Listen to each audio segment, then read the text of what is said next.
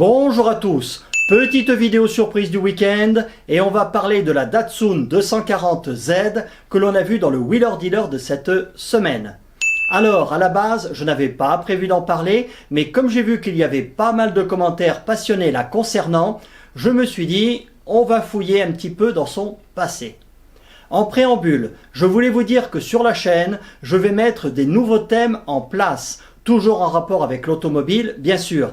Je continuerai tout ce qui est révélation et actualité, donc on continuera à parler de Wheeler Dealer, et je vais y adjoindre des présentations et essais réalisés dans des conditions réelles d'utilisation.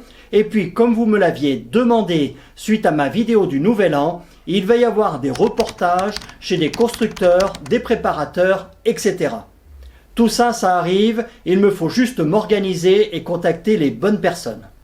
Donc, la 240Z dans Wheeler Dealer.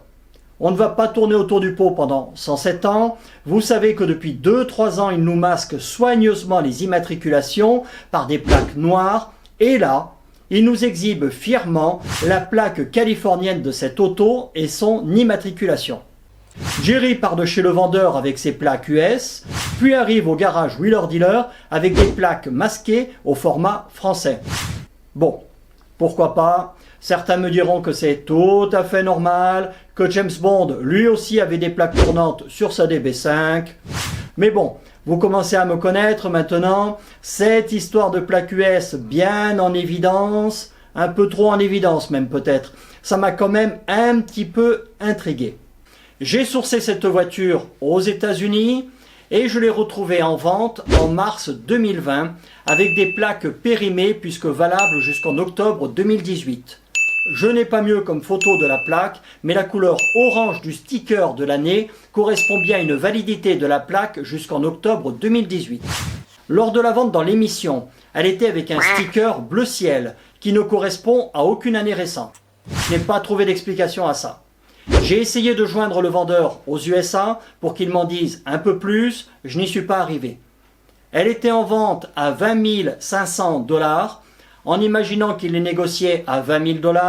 Je vous mets le détail des frais et taxes pour la ramener en France et l'homologuer en véhicule de collection, ça revient à peu près à 20 300 €. Le vendeur français ne me paraît pas plus crédible que la négociation avec Jerry, mais on ne va pas faire mauvais esprit et on va considérer que revendre 23 000 € une voiture qui t'est revenue à 20 000, c'est crédible. Petit détail, aux USA la voiture était en vente à Long Island, la banlieue un peu huppée de New York, et non en Californie. Mais elle avait bien des plaques californiennes. Jusqu'à présent, on est d'accord, ça casse pas trois pattes à un canard, tout est à peu près cohérent, car l'arrivée au garage Wheeler Dealer n'est bien sûr pas filmée le même jour que la vente supposée, que l'auto a très certainement été homologuée dès son arrivée en France, et qu'ils n'ont remonté les plaques US que pour donner un peu d'exotisme à la vente. Donc rien de bien méchant, et puis je ne vous ai pas promis de révélations spectaculaires non plus, comme ça sera le cas vendredi pour cette photo. La vente après restauration. Jerry trouve le pigeon de service qui, on en a l'habitude, est soit un comédien, soit un complice, et en top vendeur, il ne lâche rien. Mais alors rien du tout, et lui soutire 35 000 €. Trop fort le Jerry. Il me fait un peu penser à Plaza, le gars qui veut nous faire croire que tout le monde achète des logements à 800 000 €, et qu'en plus à ce prix, eh bien, faut pas être trop exigeant, hein. Donc, il trouve un pigeon à 35 000 balles. Je vous rappelle que l'épisode a été tourné en septembre 2020. Et donc, je ne m'explique pas pourquoi. On la retrouve sur le Bon Coin en février 2021, vendue par un certain Rémi 22222, qui vend également le P4 de l'épisode d'il y a une semaine. Et qui la propose à 32 500 € avec des photos toutes pourries et minuscules. À croire qu'ils ne veulent pas la vendre. En plus, notre ami Rémi refait régulièrement son annonce en changeant de ville, voire de département.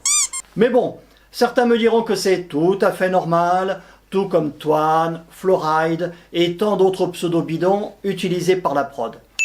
Voilà, c'était juste pour vous faire un petit point sur cette voiture. Abonnez-vous, c'est important, votez pour les vidéos, partagez-les et activez la cloche. Bonne semaine à tous, vous pouvez laisser un petit commentaire, ça fait toujours plaisir de discuter ensemble. On se retrouve vendredi avec de l'inédit et bonjour chez vous.